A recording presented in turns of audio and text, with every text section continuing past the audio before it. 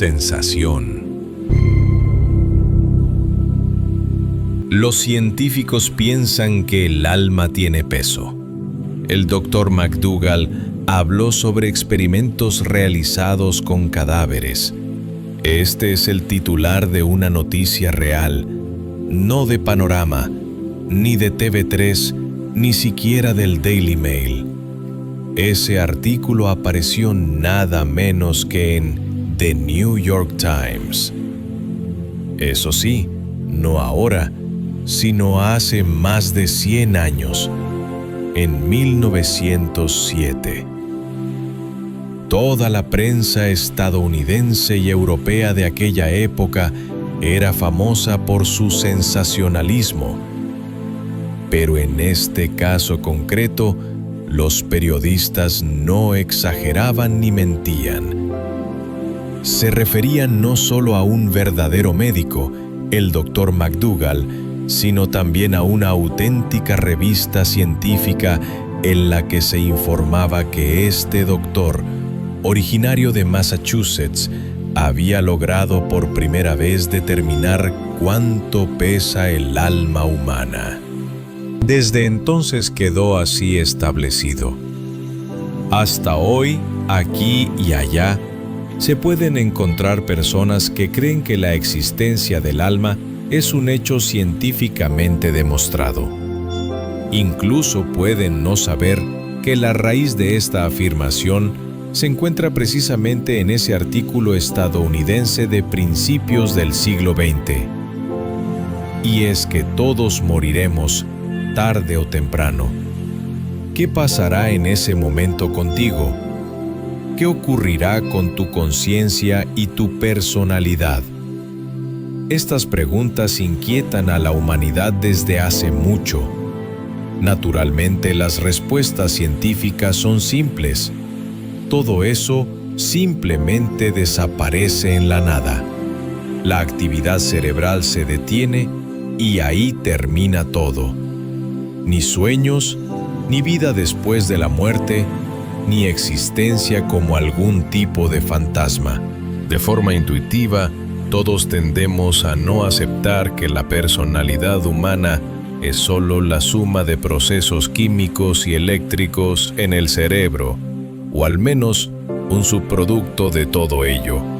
Por eso en prácticamente todas las culturas se ha formado la idea de que existe una sustancia efímera que constituye nuestro yo. Esa sustancia piensa, siente y define el carácter, y por supuesto, no desaparece tras la muerte. A partir de ahí, comienzan las diferencias.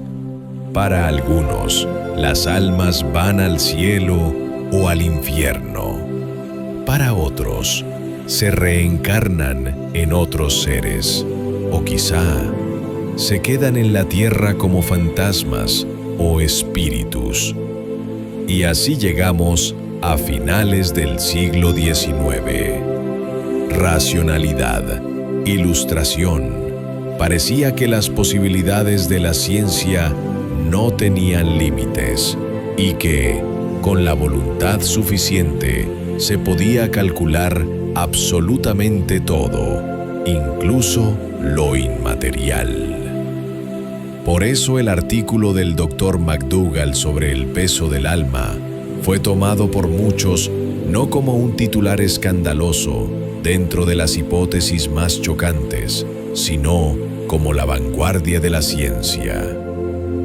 Hoy te propongo mirar este experimento más con un interés cultural, porque, evidentemente, ahora casi nadie cree en serio que el alma tenga masa. Ni los científicos, ni los ateos, ni siquiera los creyentes. Es simplemente una oportunidad más para ver cómo ha evolucionado la ciencia en estos 100 años y entender por qué incluso entonces otros especialistas ridiculizaron a McDougall, lo cual no le impidió intentar repetir su investigación. Duncan McDougall afirmaba que en el momento de la muerte de una persona, desaparece algo que pesa 21 gramos. Supuestamente, esa sería la masa del alma. La referencia a este número puede encontrarse incluso en el título de una película del ganador del Oscar, Alejandro Iñárritu. Como ya mencioné, esos 21 gramos se convirtieron en un meme. Incluso los esotéricos que creyeron en ello muchas veces desconocían de dónde provenía la cifra. Los divulgadores científicos se encontraban con la misma situación ya hace 80 años. Esto fue lo que dijo al respecto el divulgador estadounidense Bergen Evans en 1946.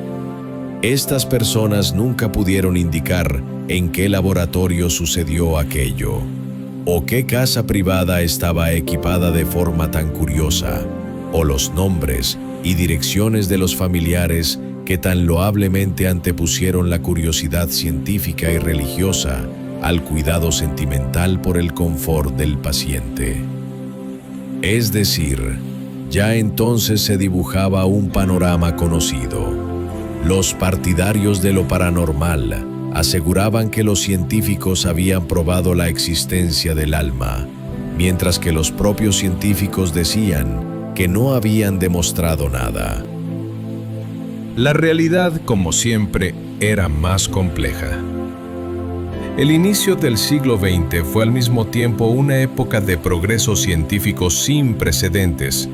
Mendeleev, Einstein, Edison, y de un auge de interés por todo tipo de misticismo.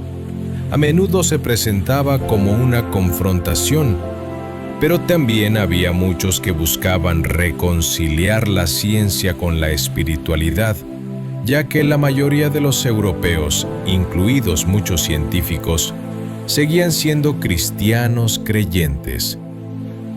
Este proceso había comenzado ya en 1854, durante la disputa científico-filosófica sobre el materialismo, cuando decenas de especialistas intentaban responder a la pregunta: ¿tiene el ser humano alma? Para entonces la gente ya entendía más o menos cómo funcionaba el cuerpo humano y parecía que en su interior no había lugar para lo que se llamaba alma. Si se abría un cuerpo, todo era evidente. Aquí el corazón, aquí los pulmones, este es el cerebro, este el hígado. Más o menos se comprendía cómo funcionaba. ¿Dónde estaba entonces el alma? La tesis clave para mi historia fue planteada por el biólogo alemán Wagner. Según él, el alma estaba relacionada con el cerebro del mismo modo que la sangre con los músculos. De alguna manera ayudaba al cerebro a funcionar. Y si aceptamos como verdad que todo en el mundo es material, entonces también el alma es un objeto material, parte de nuestro organismo que aún no hemos descubierto, y que tras la muerte el alma abandona el cuerpo y vuela hacia algún lugar. ¿A dónde?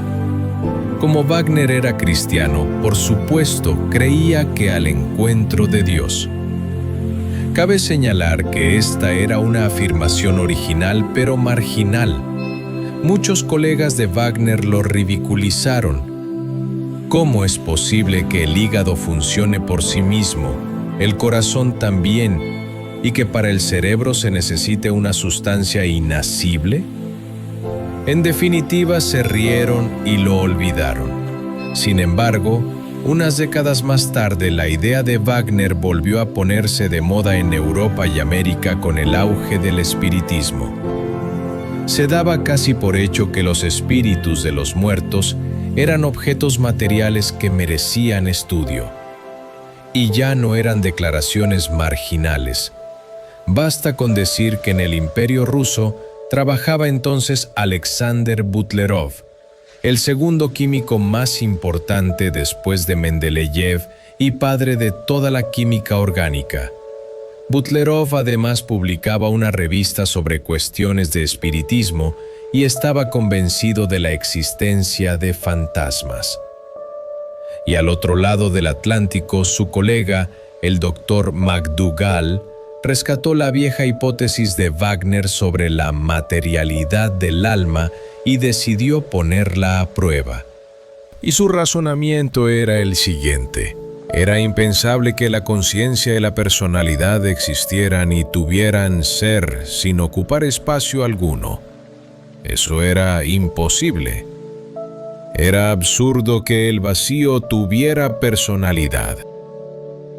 Por lo tanto, para que la vida consciente continuara después de la muerte, era necesario que tuviera como base algo que ocupara espacio, alguna sustancia. Surge entonces la pregunta: ¿tiene esa sustancia peso? Para McDougall, la respuesta era inequívoca. Él, como casi todos, creía en la existencia después de la muerte, pero no creía que esa existencia fuera posible sin un fundamento material. El alma debía poseer características físicas. No estaba muy claro cómo estudiar esas características, pero al menos podía intentarse medir una: la masa. Para ello, solo había que tomar a una persona moribunda y pesarla, luego esperar a que entregara el alma a Dios y volver a pesarla. Después, una simple operación aritmética, restar un valor del otro y obtener el número buscado. Solo quedaba lo más fácil: realizar el experimento. McDougall construyó en su consulta una cama que descansaba sobre grandes balanzas de plataforma. Era una estructura bastante complicada, parecida a las básculas soviéticas de tienda, donde en un lado se coloca un saco de harina y en el otro las pesas.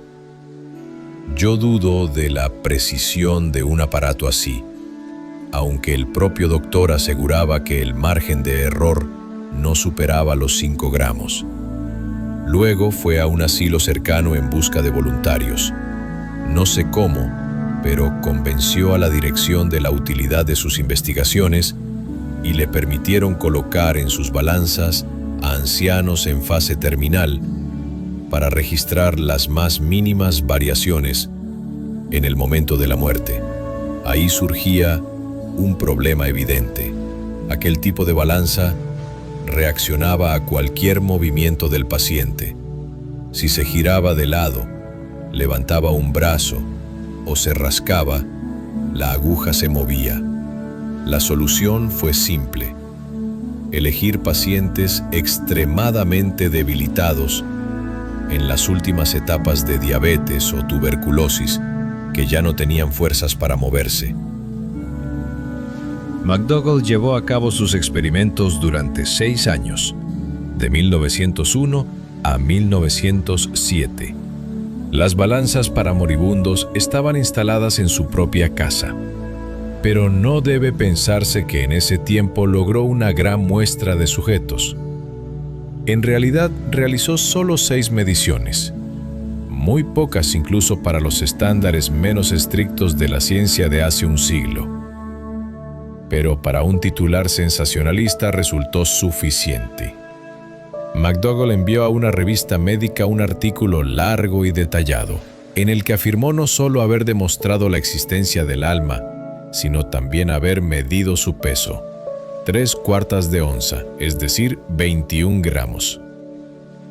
Según él, en el momento de la muerte ocurre una pérdida de cierta sustancia que no puede explicarse por los canales conocidos de pérdida de masa.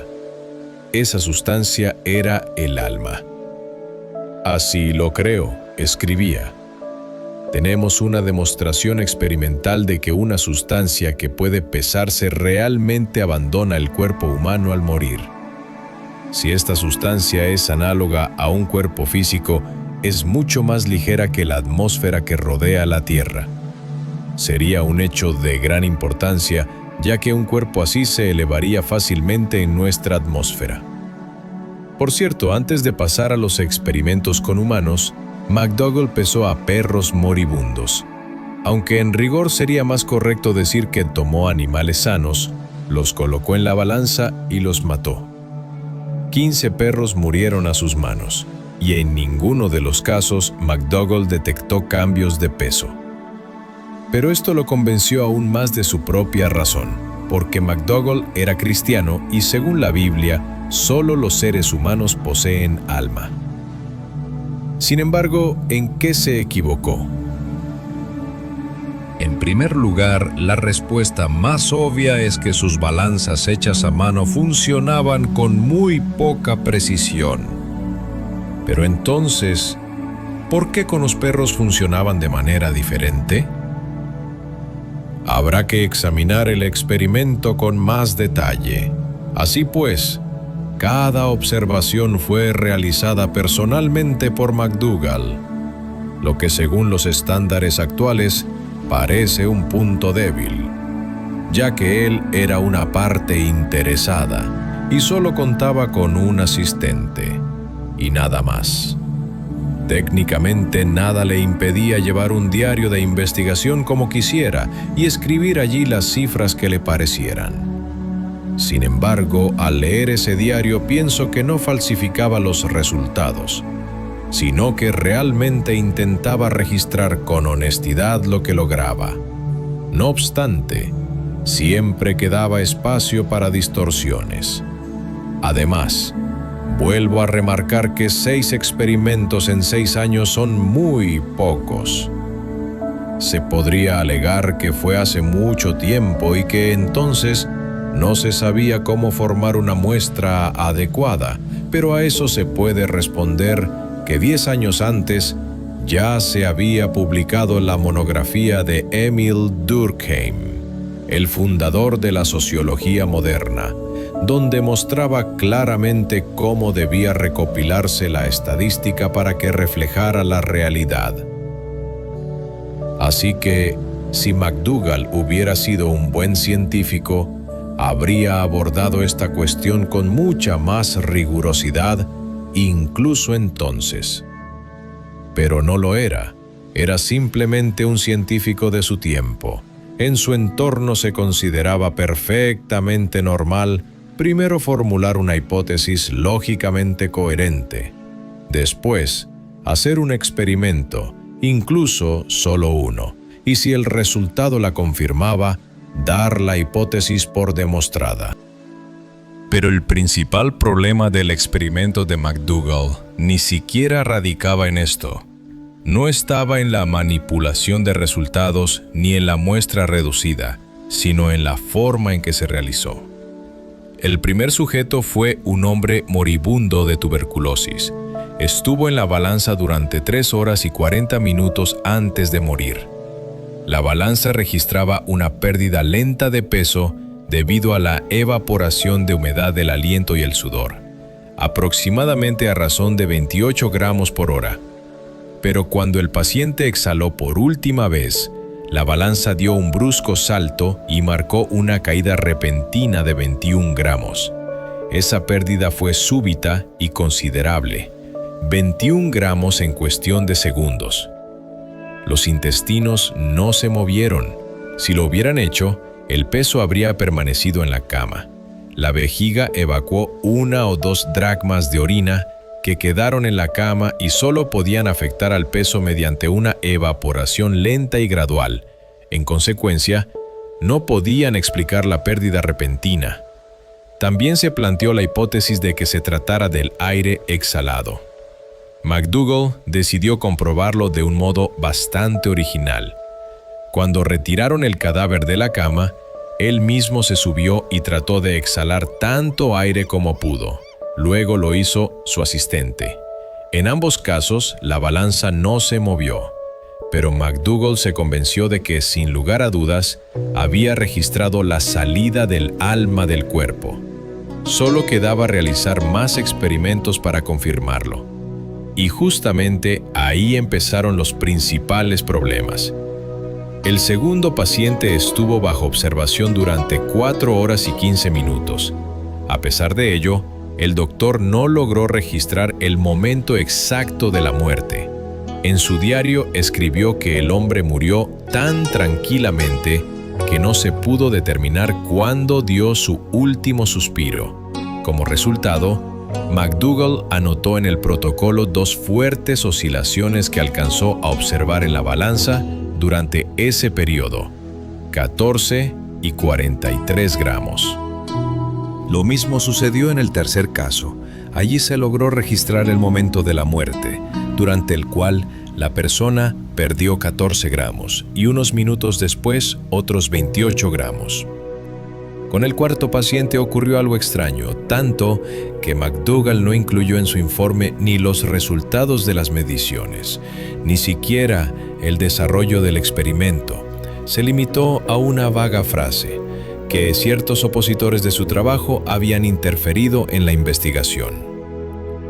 Durante el quinto experimento, la balanza mostró una caída de 10 gramos en el momento de la muerte. En el sexto caso, no hubo pérdida de peso en absoluto. Y eso fue todo. Creo que ya habrás notado que aquí no se trata en absoluto de repetibilidad o reproducibilidad. Cada uno de los 6 experimentos dio resultados distintos. El famoso valor de 21 gramos se obtuvo una sola vez, en la primera medición. Pero eso no detuvo a McDougall de sacar conclusiones rimbombantes. Tal vez estaba cansado de pasar 6 años sin publicar nada. Tal vez creyó que aquel primer experimento, para él ideal, bastaba como confirmación de su hipótesis. No lo sé, pero el hecho es que publicó su artículo y así inscribió su nombre en la historia.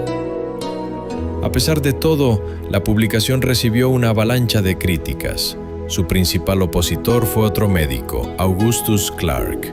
Lo primero que hizo Clarke fue ridiculizar los métodos de McDougall, lo cual no resultaba difícil si recordamos de qué métodos se trataba. En segundo lugar, McDougall no pudo mostrar su cama balanza para que se verificara de manera independiente su precisión. Nadie la vio jamás. Él afirmó que había sido desmantelada después del último experimento. Pero el argumento central de Clarke era otro. Incluso si el experimento registraba realmente una variación de peso, eso no tenía por qué estar relacionado con la existencia del alma. Existe un hecho conocido. Inmediatamente después de la muerte, se produce un breve aumento de la temperatura corporal. Los pulmones dejan de enfriar la sangre, lo que provoca que la piel se caliente, aparezca sudor, este se evapore y en consecuencia el cuerpo pierda algo de peso. Muy poco, pero suficiente para ser registrado. Eso también explicaría por qué los perros no perdían peso tras morir, porque sudan mucho menos que los humanos. McDougall rechazó esta crítica, alegando que, como la circulación sanguínea se detenía al morir, la piel no podía calentarse. Durante 6 meses, él y Clarke se enzarzaron en una polémica indirecta en las páginas de la revista. No llevó a nada, salvo a que cada uno reuniera su propio círculo de seguidores que se negaban a escuchar al contrario. Después, la discusión se extinguió y el experimento cayó en el olvido. Nadie intentó repetirlo. Nadie lo citaba. Para los esotéricos era demasiado materialista. Para los científicos, demasiado anticientífico.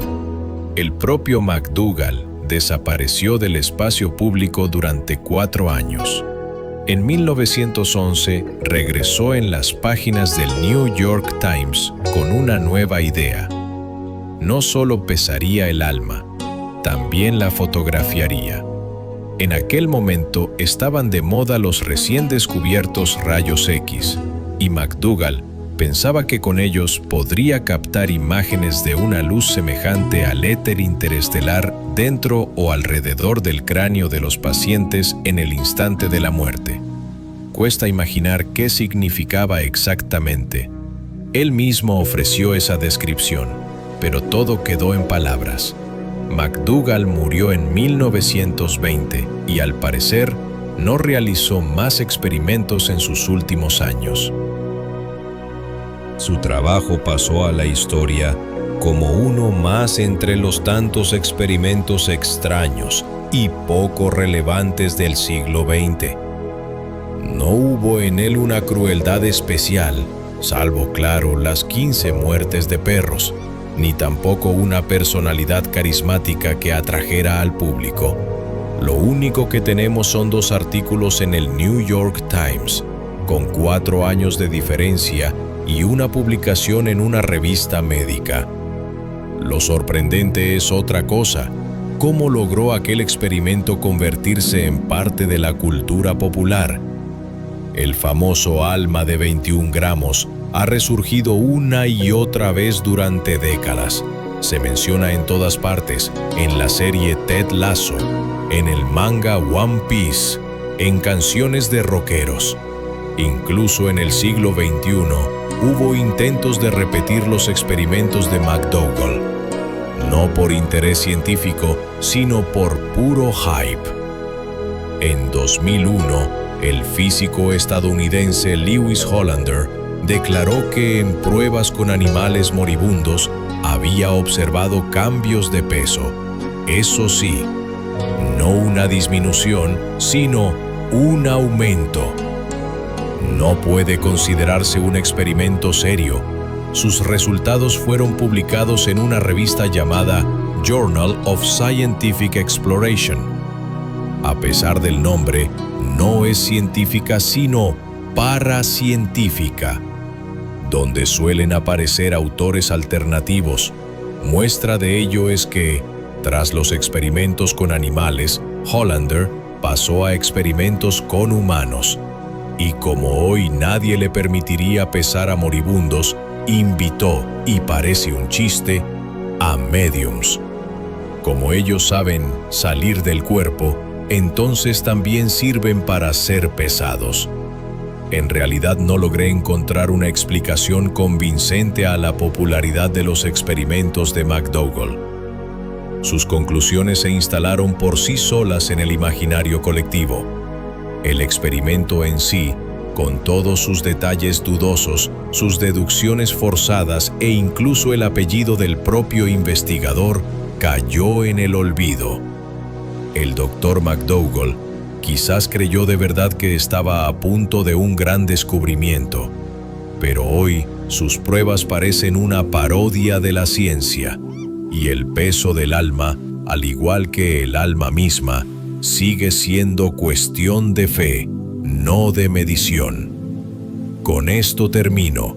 No olvides suscribirte, porque todavía te esperan muchos temas interesantes.